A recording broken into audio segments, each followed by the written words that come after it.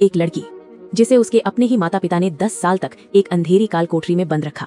इसलिए जब वो आखिरकार कैद से बाहर निकलती है तो उसका पहला निशाना कोई और नहीं, उसका अपना छोटा भाई होता है।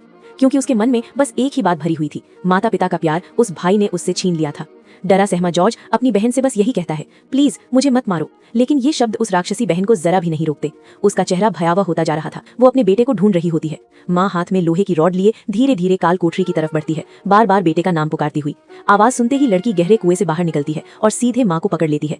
पूरा माहौल अफरा तफरी में बदल जाता है। माँ और बेटा दोनों बुरी तरह डरे हुए। लड़की माँ के सामने खड़ी होती है, उसी माँ के सामने जिसने उसे छोड़ दिया था। उसकी आंखों में नफरत और दर्द भरा होता है। वो बदला लेने के लिए हाथ उठाती है, लेकिन तभी अचानक एक जोरदार झटका लगता है। कुएं के अंदर से जॉर्ज ने उसकी लंबी जुल्फें पकड़ ली थी। कुछ ही पलों में वो कुएं से बाहर निकल आता है। लड़की का चेहरा और भी विकृत हो जाता है, लेकिन जॉर्ज अब भी उसके बाल नहीं छोड़ता। वो जोर जोर से माँ को मदद के लिए बुलाता है। माँ जमीन पर पड़ी लोहे की रॉड उठाती है और बिना रुके लड़की पर वार करने लगती है। एक पल के लिए भी ये नहीं सोचती कि वो भी उसकी अपनी बेटी है।